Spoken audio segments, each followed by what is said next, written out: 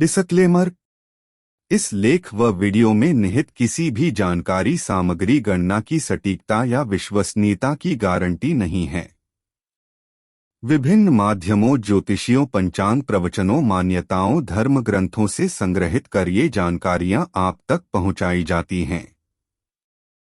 हमारा उद्देश्य महज सूचना पहुंचाना है। इसके उपयोगकर्ता इसे महज सूचना समझकर ही लें। इसके अतिरिक्त इसके किसी भी उपयोग की जिम्मेदारी स्वयं उपयोगकर्ता की ही रहेगी। धन्यवाद। श्रीहरिः लक्ष्मी नारायण। एक बार भगवान नारायण लक्ष्मी जी से बोले, लोगों में कितनी भक्ति बढ़ गई है, सब नारायण नारायण करते हैं। तो लक्ष्मी जी बोली, आपको पाने के लिए नहीं, मुझे पाने के लिए भक्ति बढ़ गई है। भगवान ने कहा, लोग लक्ष्मी लक्ष्मी ऐसा जाप थोड़े ही ना करते हैं। इस पर माता लक्ष्मी बोली कि विश्वास ना हो तो परीक्षा हो जाए। भगवान नारायण एक गांव में ब्राह्मण का रूप लेकर गए। एक घर का दरवाजा खटखटाया। घर के यजमान ने दरवाजा खोलकर पूछा, कहाँ के हैं? भगवान बोले, हम तुम्हारे नगर में भगवान का कथा कीर्तन करना चाहते हैं। यजमान बोला, ठीक है महाराज, जब तक कथा होगी आप मेरे घर में रहना। गांव के कुछ लोग इकट्ठा हो गए और सब तैयारी कर दी। पहले दिन कुछ लोग आए। अब भगवान स्वयं कथा कर रहे थे तो संगत बढ़ी। दूसरे और तीसरे दिन और भी भीड़ हो गई। भगवान खुश हो गए कि कितनी भक्ति है लोगों में। लक्ष्मी माता ने सोचा, अब देखा जाए कि क्या चल रहा है। लक्ष्मी माता ने बुढ़ी माता का रूप लिया और उस नगर में पहुंची। एक महिला ताला बंद करके कथा में जा रही थी कि माता उसके द्वार पर पहुंची और बोली, बेटी जरा पानी पिला दे। तो वो महिला बोली, माताजी 3:30 बजे हैं, मेरे को प्रवचन में जाना है। लक्ष्मी माता बोली, पिला दे बेटी थोड़ा पानी, बहुत प्यास लगी है। तो वो महिला लोटा भर के पानी लाई। माता ने पानी पिया और लोटा वापस लौटाया तो सोने का हो गया था। यह देखकर महिला अचंभित हो गई कि लौटा दिया था तो स्टील का और वापस लिया तो सोने का। कैसी चमत्कारिक माताजी हैं। अब तो वो महिला हाथ जोड़कर कहने लगी कि माताजी आपको भूख भी लगी होगी, खाना खा लीजिए। ये सोचा कि खाना खाएगी तो थाली, कटोरी, चम्मच, गिलास आदि भी सोने के हो जाएंगे। माता लक्ष्मी बोली, तुम जाओ बेटी, तुम्हारा प्रवचन का टाइम हो गया। वह महिला प्रवचन में आई तो सही, लेकिन आसपास की महिलाओं को सारी बात बताई। अब महिलाएं यह बात सुनकर चालू सत्संग में से उठकर चली गईं।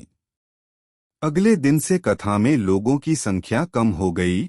तो भगवान ने पूछा कि लोगों की संख्या कैसे कम हो गई? किसी ने कहा, एक चमत्कारिक माताजी आई हैं नगर में, जिसके घर दूध पीती हैं तो गिलास सोने का हो जाता है, थाली में रोटी सब्जी खाती हैं तो थाली सोने की हो जाती है। उसके कारण लोग प्रवचन में नहीं आते। भगवान नारायण समझ गए कि लक्ष्मी जी का आगमन हो चुका है। इतनी बात सुनते ही देखा कि जो यजमान सेठ जी थे वो भी उठ खड़े हो गए, खिसक गए। पहुंचे माता लक्ष्मी जी के पास और बोले, माता, मैं तो भगवान की कथा का आयोजन कर रहा था और आपने मेरे घर को ही छोड़ दिया। माता लक्ष्मी बोली, तुम्हारे घर तो मैं सबसे पहले आने वाली थी, लेकिन तुमने अपने घर में जिस कथाकार को ठहराया है ना, वो चला जाए तभी तो मैं आऊं। सेठ जी बोले, बस इतनी सी बात, अभी उनको धर्मशाला में कमरा दिलवा देता हूँ। जैसे ही महाराज भगवान कथाकार के घर आए तो सेठ जी बोले, महाराज आप अपना बिस्तर बांधो, आपकी व्यवस्था अब से धर्मशाला में कर दी है। महाराज बोले, अभी तो 2/3 दिन बचे हैं, कथा के यहीं रहने दो। सेठ बोले, नहीं नहीं, जल्दी जाओ, मैं कुछ नहीं सुनने वाला, किसी और मेहमान को ठहराना है। इतने में लक्ष्मी जी आई, कहा कि सेठ जी आप थोड़ा बाहर जाओ, मैं इनसे निबट लूं। माता लक्ष्मी जी भगवान से बोली, प्रभु अब तो मान गए। भगवान नारायण बोले, हाँ लक्ष्मी, तुम्हारा प्रभाव तो है, लेकिन एक बात तुमको भी मेरी माननी पड़ेगी कि तुम तब आई जब संत के रूप में मैं यहाँ आया। संत जहाँ कथा करेंगे वहाँ लक्ष्मी तुम्हारा निवास जरूर होगा। यह कहकर नारायण भगवान ने वहां से बैकुंठ के लिए विदाई ली। अब प्रभु के जाने के बाद अगले दिन सेठ के घर सभी गांव वालों की भीड़ हो गई। सभी चाहते थे कि यह माता सभी के घरों में बारी दो आए, पर यह क्या?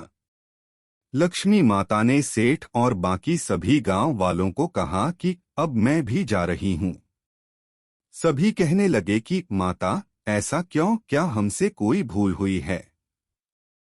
माता ने कहा, मैं वहीं रहती हूं जहां नारायण का वास होता है। आपने नारायण को तो निकाल दिया, फिर मैं कैसे रह सकती हूं? और वे चली गई। शिक्षा, जो लोग केवल माता लक्ष्मी को पूजते हैं वे भगवान नारायण से दूर हो जाते हैं। अगर हम नारायण की पूजा करें तो लक्ष्मी तो वैसे ही पीछे पीछे आ जाएंगी, क्योंकि वो उनके बिना रह ही नहीं सकती।